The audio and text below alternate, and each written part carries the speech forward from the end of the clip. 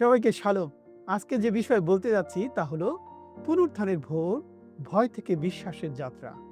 যে কোনো যাত্রা শুরু হওয়ার জন্য সকালের চেয়ে আর ভালো কোনো সময় হতে পারে না। তাই পুনরুত্থানের সকাল আমাদের জন্য একটি অপূর্ব বিষয় হতে পারে। আমাদের যাত্রা এবং বিশেষভাবে সুসমাচার প্রচারের যাত্রা সকাল থেকেই শুরু হওয়া ভালো, এবং তা যদি হয় মানুষের জীবনের শুরুর দিক থেকে, তাহলে আমরা ঈশ্বরের গৌরব প্রকাশের আরো বেশি সুযোগ পাব। আজকের বাইবেল অংশ মার্ক তার 16 অধ্যায় 1 থেকে 8 পদ। আজকের বাক্যাংশটি মানব ইতিহাসের সবচেয়ে গুরুত্বপূর্ণ এবং আশাব্যঞ্জক ঘটনার সূচনা, যীশুখ্রিস্টের পুনরুত্থান। প্রথম বিষয় 1 থেকে 2 পদ, ভালোবাসার প্রকাশ, নারীদের প্রভু যীশুর সমাধির পথে যাত্রা। বিশ্রামবার শেষ হওয়ার পর মগদলিনী মরিয়ম, জাকবের মা মরিয়ম এবং শালোমি সুগন্ধি দ্রব্য কিনলেন, যেন তারা গিয়ে যিশুর দেহে তা মাখিয়ে দিতে পারেন। এটি ছিল তাদের ভালোবাসা, সম্মান ও ভক্তির প্রকাশ। তারা খুব ভোরে সূর্য ওঠার সময় প্রভু যিশুর সমাধির দিকে গেলেন। এটি একটি শারীরিক যাত্রা নয়, এটি ছিল দুঃখ, বিভ্রান্তি এবং আশাভঙ্গের মধ্য দিয়ে একটি আত্মিক যাত্রা। এই নারীরা হয়তো মনে করেছিলেন সব শেষ হয়ে গেছে, কিন্তু তারা জানতেন না ঈশ্বর ইতিমধ্যেই নতুন কিছু সৃষ্টি করেছেন। গীতসংহিতা 30 অধ্যায় 5 পদ বলে, কেবল রাতটুকু কাটে কান্নায়, কিন্তু ভোর বেলাতেই আসে আনন্দ। ঈশ্বরের পরিকল্পনায় অন্ধকার কখনোই শেষ কথা নয়। দ্বিতীয় বিষয়, মানুষের সীমাবদ্ধতা বনাম ঈশ্বরের শক্তি। 3 থেকে 4 পদ। নারীরা চিন্তা করেছিলেন কে তাদের জন্য প্রভু যিশুর সমাধির দরজার পাথর সরিয়ে দেবে।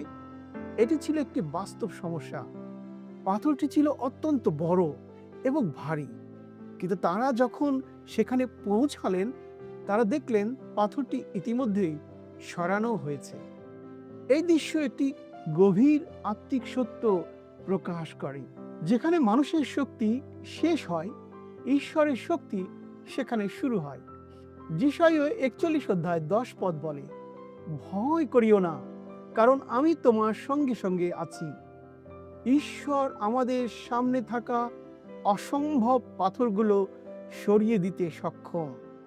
তৃতীয় বিষয়, পুনরুত্থানের ঘোষণা, মৃত্যুর উপর বিজয়। 5 থেকে 6 পদ। সমাধির ভিতরে তারা একজন যুবককে দেখলেন।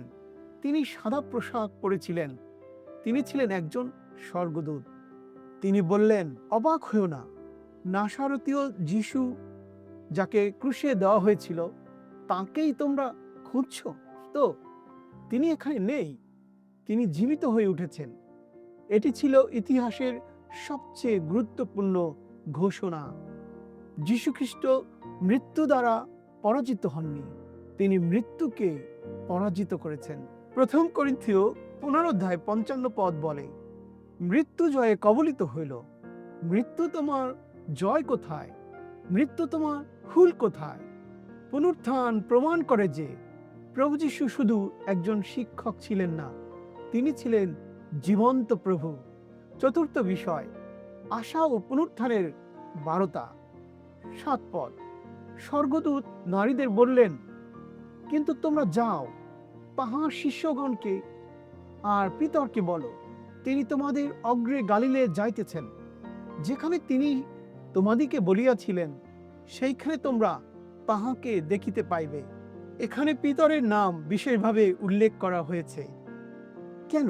কারণ পিতর যিশুকে 3 বার অস্বীকার করেছিলেন। লূক তার 42 অধ্যায় 54 থেকে 62 পদ।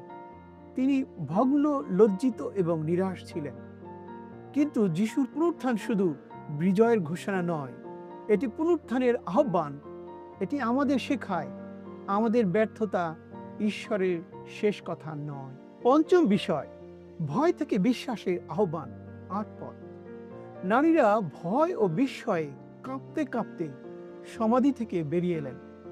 এই ভয় ছিল শুধু আতঙ্ক নয়, এটি ছিল ঈশ্বরের অলৌকিক শক্তির সামনে বিস্ময় ও শ্রদ্ধার প্রতিক্রিয়া।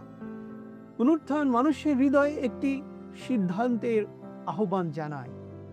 আমরা কি ভয় থাকব, না বিশ্বাসে এগিয়ে যাব? রোমীয় 6 অধ্যায় 9 পদে লেখা আছে, খ্রিস্টকে মৃত্যু থেকে জীবিত করা হয়েছিল বলে তিনি আর কখনো মরবেন না, অর্থাৎ তার উপরে মৃত্যুর আর কোনো হাত নেই। পরিশেষে আপনাদেরকে একথা বলতে চাই যে পুনরুত্থানের অর্থ আমাদের জীবনে মার্ক 16 অধ্যায় 1 থেকে 8 পদের মাধ্যমে আমাদেরকে 3টি গুরুত্বপূর্ণ শিক্ষা দেয়। প্রথমত, ঈশ্বর অন্ধকারের মধ্যেও আমাদের জন্য কাজ করছেন। দ্বিতীয়ত, যিশুর পুনরুত্থান মৃত্যু, পাপ এবং নিরাশার উপর বিজয়। তৃতীয়ত, পুনরুত্থান আমাদের নতুন আশা, নতুন জীবন এবং নতুন উদ্দেশ্য দেয়। আজও প্রভু যিশুর সমাধি খালি। এটি প্রমাণ করে আমাদের ত্রাণকর্তা মৃত নন, তিনি জীবিত। যেমন যিশু নিজেই বলেছেন, যোহন তার 11 অধ্যায় 25 পদ, আমি পুনরুত্থান ও জীবন, যে আমার উপর বিশ্বাস করে সে মরলেও জীবিত হবে। পুনরুত্থিত প্রভু যিশুর শক্তি, শান্তি ও সান্ত্বনা আপনাদের সকলের জীবনে থাকবে এবং আপনাদেরকে পরিচালনা করবে। ঈশ্বরের আশীর্বাদ আপনাদের উপর রয়েছে। ধন্যবাদ।